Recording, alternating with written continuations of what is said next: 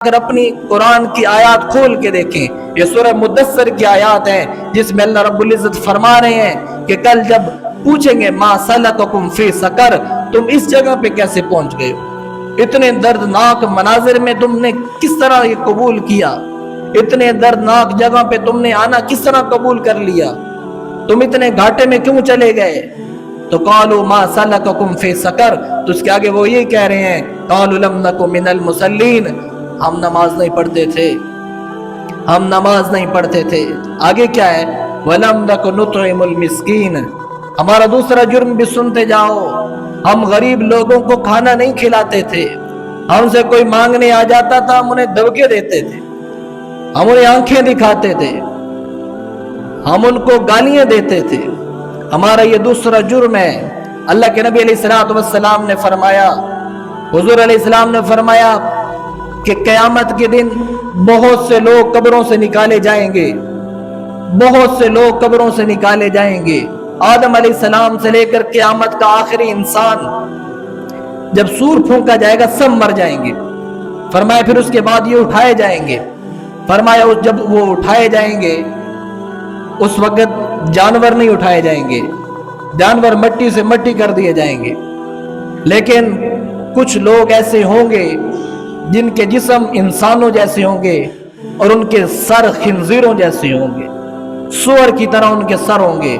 لوگ کہیں گے یا اللہ آپ نے تو کہا تھا ہم جانوروں کو مٹی سے مٹی کر دیں گے، ان کا قیامت میں حساب نہیں ہوگا، لیکن یہ ہزاروں اور لاکھوں کی تعداد میں جانور کیسے قبروں سے نکلے؟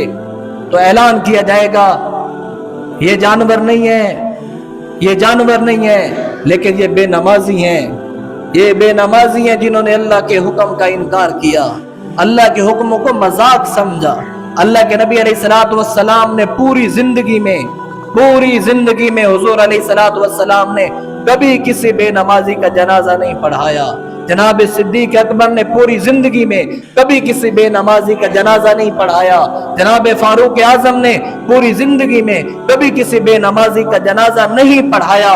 جناب عثمان غنی رضی اللہ تعالیٰ عنہ نے اپنے دور خلافت میں کبھی بھی کسی بے نمازی کا جنازہ نہیں پڑھایا۔ سیدنا علی المرتضیٰ رضی اللہ تعالیٰ عنہ نے کبھی بھی کسی بے نمازی کا جنازہ نہیں پڑھایا۔ سیدنا حسن رضی اللہ تعالیٰ عنہ نے کبھی بھی کسی بے نمازی کا جنازہ نہیں پڑھایا۔ امام حسین رضی اللہ تعالیٰ عنہ نے پوری زندگی میں کبھی بھی کسی بے نمازی کا جنازہ نہیں پڑھایا۔ امام طبرانی نے کبھی بھی کسی بے نمازی کا جنازہ نہیں پڑھایا۔ امام احمد بن حنبل نے کبھی بھی کسی بے نمازی کا جنازہ نہیں پڑھایا۔ ائمہ دین نے کبھی بھی کسی بے نمازی کا جنازہ نہیں پڑھایا۔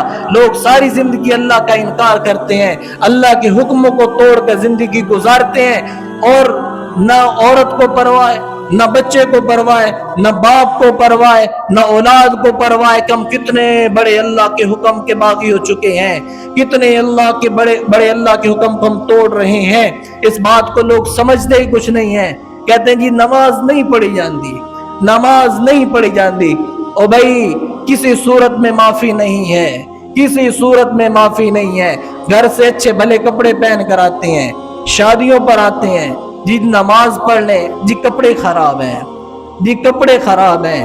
کپڑے خراب نہیں ہیں، دل خراب ہو چکا ہے، دل زنگ آلود ہو چکا ہے، وہ اللہ کی بارگاہ میں آنا نہیں چاہتا، اور اللہ اسے بلانا نہیں چاہتا، اور اللہ اسے اپنے سامنے جھکنے کی توفیق دینا نہیں چاہتا۔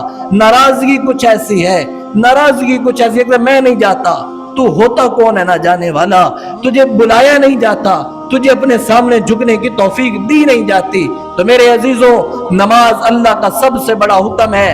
ہم جتنی مرضی سائنس نکال لیں، ہم جتنی مرضی دانش مندی والے بول بولیں کہ یہ وجوہات ہیں ہم اس لیے نماز نہیں پڑھتے، اے مولوی چنگے ہوندے تو اسی نمازاں پڑھیے، اگر نمازی بچ گئے تو ایسی بچ جاسی ہے۔